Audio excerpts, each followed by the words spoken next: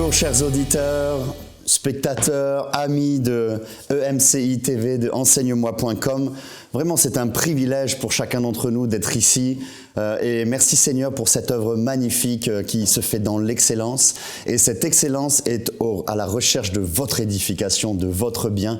Et alors, installez-vous tranquillement pour quelques instants pour une méditation dans la parole de Dieu. C'est un privilège pour moi d'être ici. Je suis le pasteur Freddy de Coster. Et vraiment, aujourd'hui, je méditais, je priais pour ces moments. Et j'ai à cœur de parler d'un sujet qui m'est tellement cher. Nous oublions parfois le caractère de notre Seigneur Jésus-Christ. Nous oublions qui il est vraiment.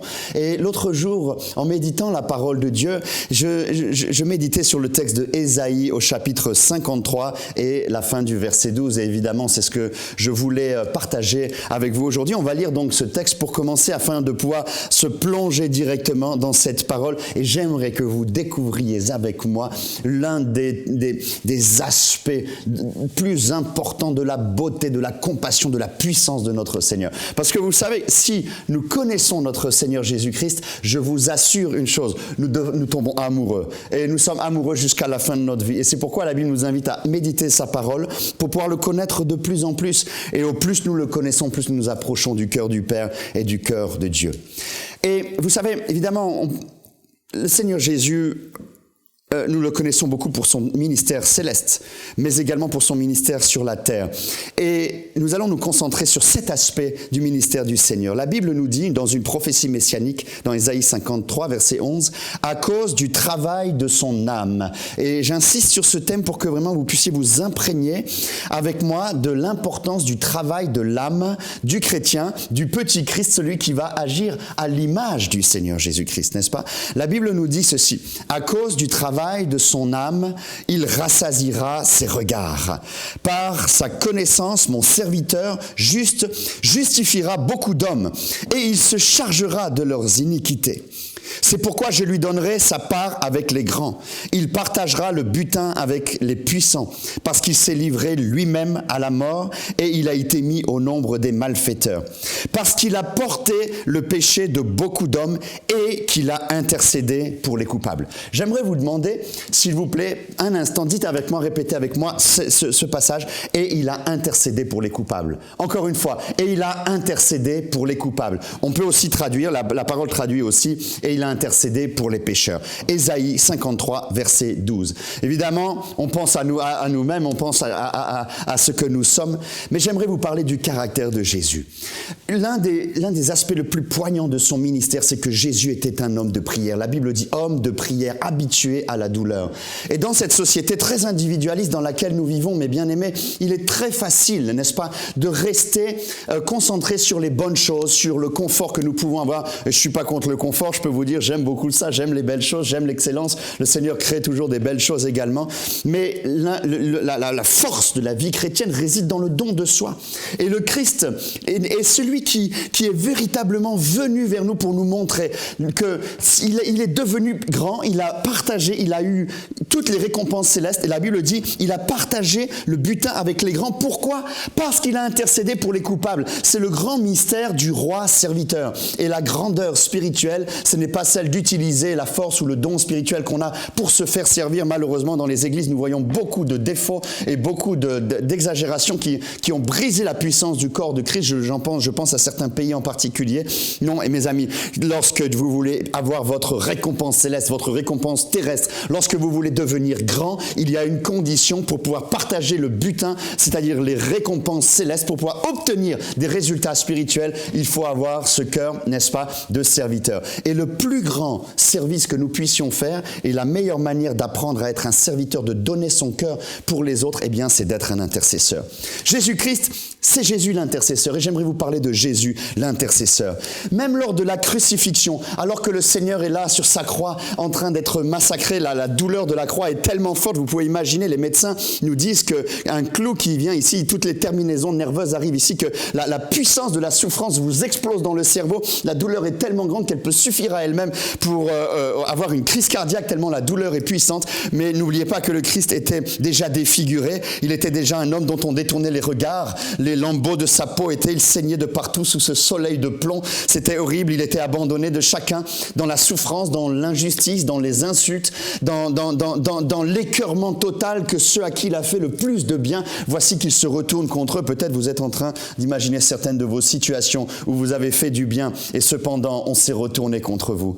Et eh bien, Jésus, imaginez le Seigneur, il est là sur cette croix, il a encore des brigands qui se moquent de lui. Et voici que là, sur cette croix, il dit au Seigneur, Père, pardonne-leur, alors qu'il n'a presque plus de souffle. Vous vous souvenez que la crucifixion, c'est un procédé de mort lente qui se fait par asphyxion progressive, où vous pouvez inhaler l'air, mais vous ne pouvez plus exhaler le gaz carbonique qui sort. Vos poumons sont donc en feu, et vous êtes là. Et alors, dans le dernier moment de sa souffrance, le Seigneur va commencer à penser à toi, il va penser à moi. Déjà, il sait que maintenant, il doit porter le péché de l'humanité, parce que sinon, il n'y aura plus aucune possibilité d'être sauvé. Il sait que le juge est là et que c'est le moment du jugement, parce que celui qui pêche, n'est-ce pas, doit un jour répondre pour ses péchés. Jésus savait que nous ne pouvons pas y arriver par nous-mêmes. Nul ne peut se sauver par lui-même. Alors il est là sur cette croix et il dit, Père, pardonne-leur parce qu'ils ne savent pas ce qu'ils font. Pardonne-leur, mon Père. Alors quand je relisais cela, je me souvenais, je disais, quelle grâce, imaginez combien d'amour faut-il pour que la dernière pensée qui vous vienne à l'esprit, ce soit encore de prier pour les pécheurs, ce soit encore de prier pour ceux-mêmes qui vous ont maltraité, pour ceux-mêmes qui vous ont oublié au début de son ministère. Et lorsque l'on se penche sur la vie du Christ, on voit que dès le début du ministère et surtout même au moment de la passion, eh bien, le Seigneur continue et commence par bénir même ses ennemis. Et le Seigneur prie et il prie et il prie et il prie. Jésus est un homme de prière. Mais vous savez, Jésus, lui, savait très bien la parole de Dieu. Souvenez-vous qu'il n'est pas venu pour abolir la loi, mais il est venu pour l'accomplir, n'est-ce pas? Et dans cet accomplissement de la loi, il savait très bien que tout homme est pécheur et est privé à cause de son péché de la gloire de Dieu. C'est le péché qui est une barrière entre nous et Dieu. Et le premier Adam, ayant perdu cette force, n'est-ce pas, de pouvoir avoir cette communion avec Dieu, il fallait que lui-même le restaure afin de pouvoir retrouver la vie que nous avions. Mais il savait aussi que tout homme, que le péché, le salaire du péché, c'est la mort. Et nous l'oublions souvent. Il y a beaucoup de messages où maintenant la grande mode, c'est de faire que des messages, n'est-ce pas, de motivation, etc. Et aujourd'hui, je voudrais vous faire un message de motivation, mais qui est basé, qui est empreint de la réalité de la théologie de l'intercession, c'est-à-dire de celle du don de soi. Et Jésus savait que maintenant, c'était le moment, comme nous, un jour, nous allons passer devant le trône. Imaginez ce qu'est le trône de la grâce. Et la grâce, c'est que nous devrons rendre compte de ce que nous sommes. Un jour, nous avons une deuxième vie. Nous vivons souvent juste pour cette vie. Mais non, mes amis, cette vie est très, très, très courte. Et l'éternité, j'aimerais vous dire quelque chose. L'éternité, c'est très long quand on est mal placé. Alors le Seigneur sait que si tu es mal placé, si je suis mal placé, c'est fini pour nous. Et une vie sans Dieu, c'est terrible déjà sur cette terre. Imaginez lorsque nous sommes livrés dans cet enfer où l'enfer, c'est le lieu où il n'y a pas la présence de Dieu.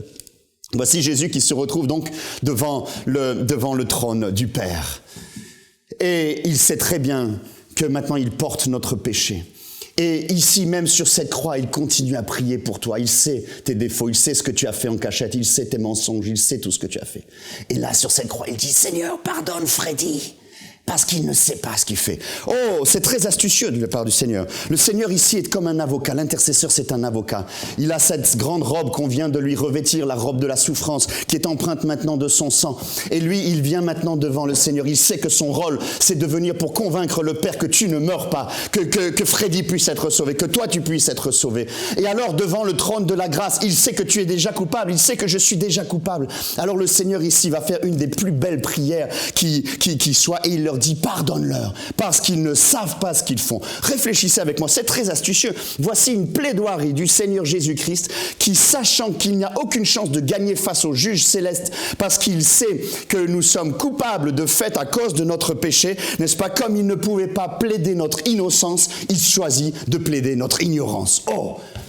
quelle sagesse! Lorsque cela m'est venu, lorsque je méditais sur ce texte, je comprenais cette chose-là et vraiment je me suis dit, waouh, si j'étais avocat, ce serait formidable. Déjà dans son ministère, Jésus était à l'affût du moindre moment où il pourrait essayer de crier au ciel, de crier au Père pour que le Seigneur ait compassion. Il priait et il disait, Père, aie compassion d'eux. Le voici devant Jérusalem et il pleurait devant cette ville parce qu'il voyait tous ces gens perdus comme des brebis qui n'avaient pas de berger et qu'ils ne trouvaient pas. Voici que le Seigneur est là, d'accord? Il est l'intercesseur. Jésus est l'intercesseur. Son premier ministère, c'est d'être un intercesseur. J'aimerais vous dire en passant que l'intercession, c'est pas que pour les femmes. Il y a beaucoup plus de femmes qui intercèdent que des hommes. Et au début, je pensais ça aussi, n'est-ce pas? Parce que vous savez pourquoi il y a plus de femmes qui prient que les hommes? C'est parce qu'on dit intercesseur et pas intercesseur. Donc voilà, c'est pour ça. Bon, en vrai, bref, blague à part, ce n'est pas vrai. Nous sommes tous appelés à être des hommes et des femmes de prière. Et Jésus était un homme de prière. La Bible dit qu'il était un homme aussi de grands cris. L'intercession du Christ a été une part essentielle de son ministère. Dans toute sa vie. Nous le voyons par exemple dans Marc. L'autre jour, j'étais tellement frappé en lisant Marc encore une fois. Et il avait fait des campagnes pendant toute la journée dans Marc au chapitre 1er et au verset 32. Et alors que tout le monde va se reposer, je peux vous dire, si vous faites des campagnes d'évangélisation comme nous on en fait, parfois quand vous avez des stades remplis, etc., vous êtes fatigué, à la fin vous ne voulez qu'une chose, c'est d'aller vous coucher. Eh bien le Seigneur, là, il se lève encore et qu'est-ce qu'il va faire? Il va prier. J'imagine qu'il va remercier le Seigneur pour tous les miracles qu'il a vus, mais il va aussi penser à la souffrance des gens.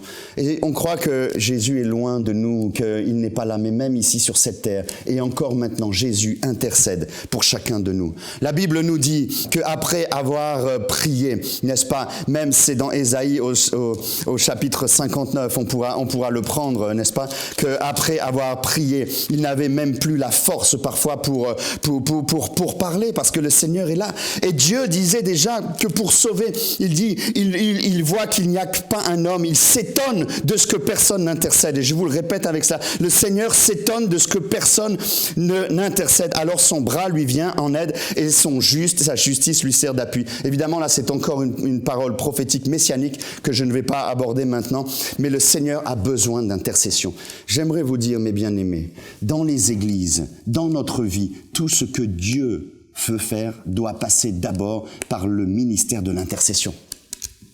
Et Jésus nous a montré l'exemple. Souvenez-vous des disciples, ils n'ont pas dit d'abord, Seigneur, enseigne-nous à guérir les malades, enseigne-nous à bien prêcher, enseigne-nous la bonne théologie. Ils ont dit, la seule chose qu'ils ont demandé, ils ont dit au Seigneur, enseigne-nous à prier. Seigneur, enseigne-nous à prier. J'imagine Pierre, j'imagine Paul, André, Matthieu, j'imagine de voir cet homme qui était empreint de prière. Jésus est un homme de prière qui était sur cette terre, qui était là pour prier. Il voyait quelqu'un, un enfant, il se met à prier pour elle. Il voyait une femme maltraitée qu'on voulait lapider, il se met à prier pour elle. Sa vie était une intercession. Et comme un avocat, il se met devant. L'intercesseur, c'est celui qui se met devant entre le juge et le coupable. C'est celui qui a le rôle de l'avocat, qui est là, qui essaie de défendre parfois même ce qui est indéfendable. Et c'est pourquoi moi j'aime beaucoup les avocats. Et d'ailleurs, le Seigneur la Bible emploie ce terme qu'il a plaidé. Il a plaidé, n'est-ce pas? C'était un homme de plaidoirie. Nous avons vu que c'était un homme de tristesse, mais c'était aussi un homme de plaidoirie. La plaidoirie, c'est véritablement l'avocat qui vient, qui se saisit du droit. Voici que Jésus se saisit du droit, qui est la parole de Dieu. Et il dit, voilà maintenant, eh bien, je viens, je vous présente le droit. Et vous, le grand juge, vous avez dit, j'aurai compassion de mon peuple. J'aurai compassion, je pardonnerai, je n'oublierai pas. Il rappelle à Dieu que Dieu s'était fâché contre l'humanité. Mais il lui dit, Seigneur, tu as dit que tu ne enverrais plus la destruction sur le déluge. Et maintenant, j'ai accepté la coupe qui était pour moi. Et miséricorde, mon Dieu, et miséricorde. Et Jésus est le bon berger. Tous les pasteurs devraient d'abord être des hommes de prière. Je lisais une statistique que la moyenne des pasteurs est de prier même pas 15 minutes par jour. Vous vous rendez compte? Comment peut-on trouver la force? La force de la prière est la force qui fait trembler l'enfer. Et Jésus, lui, est l'incarnation de cette force. C'est Christ, l'avocat, qui accomplit la loi devant le juge. Jésus lui-même est le raisonnement de la logique de la prière. prière. Jésus lui-même, c'est l'incarnation de la vie de prière. Et ça faisait partie de son travail officiel, permanent, n'est-ce pas? Et c'est pourquoi la Bible dit qu'il était un sacrificateur, qu'il était un prêtre devant le Seigneur. Nous le voyons quand nous lisons beaucoup les Hébreux. Et comme un prêtre, le prêtre vient et il ne vient pas pour se servir. La Bible dit que les bons pasteurs ne viennent pas pour se servir, pour profiter du peuple, mais ils viennent pour le servir. Et comme un intercesseur, l'intercesseur s'offre lui-même, n'est-ce pas? Il s'offre pour plaider pour celui qui a perdu. Il plaidait en tout temps. Le ciel entendait partout la plaidoirie du Seigneur. Jésus allait dans la montagne et soudainement les montagnes résonnaient de sa plaidoirie, de sa prière, n'est-ce pas, pour le salut des personnes. Oh, vous les gens qui êtes distraits, n'est-ce pas, et moi-même qui sommes distraits dans nos vies, frères et sœurs qui m'écoutez ce matin, rassemblez vos pensées, rassemblez vos méditations, rassemblez vos pensées vagabondes, car tout est fait, le entertainment, la télévision là, est faite pour nous distraire, pour que nous ne pensions pas. Et quand nous ne sommes plus capables de penser, nous ne sommes plus capables de réagir. Nous laissons toutes les lois venir contre nous et nous sommes comme des moutons, pensant que nous sommes intelligents alors que nous avons perdu la force. L'Église a besoin de retrouver la force de la prière. Ma vie chaque jour a besoin de retrouver la force de la méditation, parce que la prière, c'est le pont, c'est un peu comme la croix, n'est-ce pas, que le Seigneur a faite, c'est le pont entre ma perdition, mon péché et la solution qui est sur ma vie. Le péché, entendez, n'est-ce pas, également le cri et l'opposition du Seigneur Jésus. Il y a les péchés que l'on connaît et il y a les péchés qu'on n'a pas encore su, et Jésus priait même pour les péchés, pour les tentations. Il voit Pierre et soudainement il dit: Pierre, j'ai prié pour toi parce que je sais qu'il y a des moments difficiles, parce que tu vas être criblé, n'est-ce pas, pour que ta foi ne défaille pas. Jésus a prié pour ceux qui l'ont percé. Il disait: pardonne-leur, Seigneur, pardonne-leur, ils ne le savent pas. Il connaissait et il subissait leur cruauté et leur ingratitude. Il voyait Hérode, les pharisiens, qu'il appelait les taureaux de Basan. Pourtant, Jésus a continué à prier. Jésus vivait pour prier et Jésus mourait encore en priant, n'est-ce pas? Père, pardonne-leur. Et c'est par son amour, c'est par sa grâce. Et au plus il priait pour nous, au plus nous l'avons haï, au plus nous l'avons rejeté. Jésus nous a montré l'exemple, n'est-ce pas, de celui qui par amour se donne, même si les personnes pour qui on prie ne nous comprennent pas. Jésus voyait tout cela. Il sentait en plus le péché, parce que voici que maintenant, alors qu'il est devant la salle du trône, alors qu'il est en train de plaider devant le Seigneur, il savait très bien que devant le juge, ça ne pourrait pas passer et qu'il fallait que quelqu'un paye. Alors il sent, Jésus, la Bible dit qu'il s'est chargé de nos péchés. Peux-tu imaginer déjà rien que ton péché, quand tu y penses, comme il peut te briser la vie, comme tu peux te décevoir toi-même? Eh bien, Jésus a commencé à sentir ces choses-là, même si moi je ne pouvais pas sentir que Jésus était en train de faire cela pour moi. Mes amis, Jésus intercédait pour moi. Jésus a prié quand on l'a rejeté. Nous devrions faire cela aussi. Je l'ai vécu beaucoup dans ma vie et ça a été très douloureux et d'apprendre à prier pour ceux qui vous rejettent. Job a été béni au moment où il a prié pour ses amis, ceux qui l'avaient trahi. Jésus a prié même dans l'agonie. Il continue à prier. Quand Jésus était pur et qu'il sentait la boue du péché, Jésus, que faisait-il? Au lieu de se nettoyer comme ça, il commençait à prier. Jésus a prié alors qu'il était pur, alors qu'il était sincère, etc. Il a prié alors qu'il avait même atteint les positions célestes les plus importantes, malgré le fait que Jésus soit et toute autorité qui lui avait été donnée par délégation, n'est-ce pas? Eh bien, Jésus continue à prier, parce que c'est pour ça, et c'est pour cela qu'il y avait cette prophétie messianique qui disait: parce que tu as intercédé pour les coupables, voici pourquoi, parce que tu t'es donné pour les autres, alors tu auras ta part parmi les grandes. Oh, alléluia, alléluia. Il faut penser au Seigneur. Christ est un homme de prière. Et vous savez, mes amis, quelque chose m'a surpris énormément. Quand vous lisez le Nouveau Testament, la Bible décrit Jésus-Christ qui maintenant est ressuscité, parce que la mort est venue le prendre, mais par son intercession, par sa fidélité, par sa pureté, la mort n'a pas pu le retenir et le péché n'a pas pu, notre péché n'a pas pu le retenir, et c'est comme si à cause de l'onction, n'est-ce pas, qui est cette huile, n'est-ce pas, eh bien quand elle a essayé de l'agripper, elle a dû le lâcher soudainement. Et j'imagine maintenant, en tout cas, moi quand je vais aller au ciel, ciel, la Bible, j'espère que Dieu va me dire, viens, bon et fidèle serviteur, entre dans le repos, entre dans la joie de ton âme. Je suis sûr que vous aussi, vous n'imaginez même pas un instant continuer à souffrir ce qu'on a souffert sur la terre. Eh bien, Jésus, notre Seigneur, imaginez ce sacrificateur. Il arrive maintenant. Le Père a décidé. Le jugement est tombé sur lui.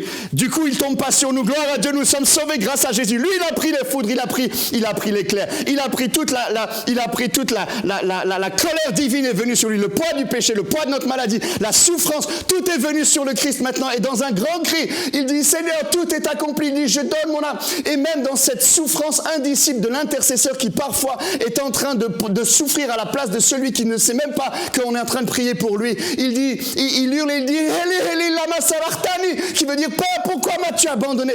Toute la souffrance et la plus grande souffrance de la séparation d'avec Dieu vient sur le Christ. Et voici que le Christ rend l'âme. Et comme je vous l'ai dit, 3 jours plus tard, il ressuscite. Nous savons qu'il est mort, mais qu'il est ressuscité. Mais quand il arrive dans sa félicité céleste, regardez que nous dit la parole de Dieu. C'est que Christ maintenant est devenu le grand prêtre et le grand sacrificateur. Cela ne nous touche-t-il pas que Jésus est décidé, alors qu'il peut maintenant il est le roi des rois, qu'il peut retrouver toutes les récompenses, qui comme nous, il peut entendre cette parole qui dit, viens, rentre dans le repos de tes œuvres. Aujourd'hui, mes amis, la bonne nouvelle que je veux vous donner, c'est que Jésus n'a pas décidé au ciel d'attendre que nous vivions notre vie comme cela. Il est continue aujourd'hui à être un intercesseur. La Bible dit que Dieu n'est pas injuste pour oublier notre travail, mais aussi que nous avons un seul souverain sacrificateur dans les Hébreux, alléluia, qui est capable de compatir à nos faiblesses et à notre souffrance, parce qu'il intercède encore aujourd'hui pour nous, alléluia. Jésus-Christ est encore aujourd'hui l'intercesseur. Il intercédait avant de venir sur cette terre pour nous. Il intercédait sur la terre, il intercédait sur la croix. Mais maintenant, Jésus, alléluia, qui est monté, a choisi volontairement, alléluia, de ne pas profiter de son plaisir céleste, des félicités célestes. Son cœur est encore en train de souffrir et de saigner pour ceux qui sont séparés du Père. Et voici que maintenant, alors qu'il est là avec les anges, la Bible dit qu'il fait encore des prières incessantes en notre faveur. Alléluia. Et la nouvelle que je veux vous donner aujourd'hui, c'est que souvent nous désespérons. Souvent nous regardons les circonstances nous dicter. Nous perdons notre joie, nous perdons notre amour. Nous paniquons, etc. Et nous disons, Seigneur, Seigneur, Seigneur, Seigneur, nous paniquons. Mais rassure-toi, il a intercédé pour les coupables. Alléluia. Quel que soit ton péché, même si tu étais un grand pasteur, tu es tombé soudainement, tu peux revenir au trône de la grâce parce que le Seigneur intercède encore pour toi aujourd'hui. Il y a encore une possibilité. Jésus est l'intercesseur. Jésus est celui qui nous montre le chemin et il veut que tu deviennes un intercesseur. Tu ne peux pas devenir un chrétien puissant sans apprendre à intercéder, sans apprendre à plaider comme un avocat devant le Seigneur. Il ne s'agit pas de faire simplement des petites listes de prières ou de demander que le Seigneur nous aide à payer nos factures. J'en ai bien besoin comme toi aussi, mais à un moment donné, nous devons rentrer dans cette compassion qui fait que nous nous mettons au service du Seigneur. Et c'est ce que nous allons voir dans une prochaine émission. Comment être un intercesseur dans la puissance du Seigneur. Alléluia. Mais j'aimerais te dire la bonne nouvelle, c'est que Christ encore aujourd'hui est un intercesseur. La plus grande caractéristique du Seigneur, c'est d'être un homme de prière. Et même au ciel maintenant, il est notre souverain sacrificateur. Et la Bible dit, il fera de l'intercession. Il a intercédé pour les coupables. Alléluia. Quelle compassion. Quelle compassion. Quelle force. La respiration même du Christ, c'est la vie de prière. Le battement du cœur de Jésus, à chaque battement de son cœur, on peut imaginer dans sa robe d'avocat, son cœur qui bat. Et il dit Valérie, Freddy, Stéphanie. Il dit ton prénom. Son cœur bat des âmes, des âmes, des âmes, des âmes. Le but de l'Église, c'est d'aller chercher des âmes. Le but d'être chrétien, c'est d'aller chercher les âmes. Le but de la vraie vie chrétienne, c'est d'apprendre à devenir un intercesseur. Combien de fois dans les églises, il y a une personne qui prie? Dans nos réunions de prière, il y a très peu de gens qui viennent. On peut avoir des milliers de gens dans nos églises. Et quand c'est le moment de la prière, nous ne sommes pas là parce que nous avons oublié. Et pourtant, je le lisais tout à l'heure dans Ésaïe 59, la Bible nous dit, c'est pourquoi, au verset 9, l'arrêt de délivrance est loin de nous. Combien de fois nous voyons le ciel est comme d'airain, le ciel est comme bloqué, l'arrêt de délivrance est contre nous. Et la Bible dit, et il n'y a personne qui prie. Il dit ici, nous tâtonnons comme des aveugles tout au long d'un mur. Combien de fois nous avons l'impression de tâtonner dans notre vie, les choses ne viennent pas. Et nous tâtonnons comme ceux qui n'ont point Dieu. Nous chancelons à midi, comme au milieu de la nuit et au milieu de l'abondance. Nous ressemblons à des morts, alors que nous devrions être puissants, heureux, dans la joie du Seigneur. Et que dit ici le Seigneur? Il se promène et il est très étonné. Au verset 16, il dit, il voit qu'il n'y a pas un homme. Il s'étonne de ce que personne n'intercède. Il voit qu'il n'y a pas un homme. Il s'étonne de ce que personne n'intercède. Oh, mes amis, le bras de délivrance dont parle Ésaïe 59, la force, c'est la droite en hébreu. Et la droite, c'est la symbolique de Jésus qui est maintenant à la droite de Dieu le Père. C'est-à-dire que quand Dieu veut répondre à une prière, il envoie, en réponse à l'intercession du Christ, en réponse à notre intercession, il envoie sa force, qui est le symbole de la puissance de Christ, n'est-ce pas? Et il l'envoie à travers du Saint-Esprit. Et c'est pourquoi dans ce texte, j'ai pas le temps de l'étudier maintenant, mais il dit, nous gémissions comme une colombe, parce que la colombe est en cage. La colombe, c'est le Saint-Esprit qui est maintenant livré sur cette terre, n'est-ce pas, pour répondre à nos prières. Et souvent, très souvent, nous vivons sans l'Esprit. Nous vivons sans la puissance de l'Esprit, parce que nous vivons sans la prière. Nous nous privons des ressources de délivrance qui sont prêtes, qui ont été plaidées au ciel pour nous par le Seigneur. Le Seigneur a des bénédictions pour nous, il a des grâces pour nous, et elles sont là comme bloquées parce qu'il ne trouve personne qui prie. Oh, bien-aimé, Jésus est formidable. Et nous le voyons ici, la réponse de la prière du Christ, c'est l'envoi du Saint-Esprit. Quand Jésus arrive ici sur cette terre, que se passe-t-il? Le premier événement qu'il y a, c'est que le ciel s'ouvre. Et que descend? La colombe descend. Je suis en train d'écrire un livre justement sur ce domaine. La colombe descend et le Père dit, voici mon fils bien-aimé. Il dit pas à ce moment-là mon avocat, il dit mon fils, il est déjà répandu. Et le Saint-Esprit vient. Et à chaque fois nous le voyons que le Saint-Esprit, que Dieu répond et que Dieu envoie un réveil, c'est en réponse à la prière. Dès qu'un intercesseur prie, Dieu envoie le Saint-Esprit. Jésus prie à la croix et le Saint-Esprit est envoyé à l'église. N'est-ce pas? Pierre va prier au moment de la création de l'église et hop, le réveil arrive. Étienne est en train de prier et alors qu'on est en train de le massacrer, il prie, il intercède, il dit Père, pardonne-leur. Également, il dit la même chose, Seigneur, ils ne savent pas ce qu'ils font. Et soudainement, que se passe-t-il? Le ciel s'ouvre et il voit une vision. Pierre est en train de prier, Seigneur, aie compassion, nous étions tous pécheurs, et voici ce que Jésus a fait. Et soudainement, Dieu répond, il envoie le Saint-Esprit, et alors il y a 3000 personnes qui se convertissent quasiment tous les jours. C'est ce qu'on appelle le mystère de la substitution. C'est ça, le sacrifice expiatoire, pour employer un terme un peu ancien, de la part du Seigneur. C'est que l'intercesseur est celui qui va convaincre le ciel de s'ouvrir pour recevoir la prière. Alléluia. Alors mes bien-aimés, ne sois pas inquiet si tu ne sais pas encore prier. Tu pries simplement, apprends à prier. Si tu n'aimes pas encore à prier, c'est parce que tu n'as pas encore goûté. Essaie de le faire. Chaque jour, demande au Seigneur qu'il fasse grandir ton cœur. Ne te sens pas rejeté parce que le Seigneur plaide pour toi. Alors bientôt, il va t'apprendre, il va t'enseigner aussi à plaider pour les autres. Alléluia. Jésus-Christ prie pour nous quand nous-mêmes, nous ne pouvons pas prier par nous-mêmes. Même lorsque nous n'avons plus de force pour prier à cause de notre fatigue, à cause de notre découragement. Le Seigneur prie encore pour nous.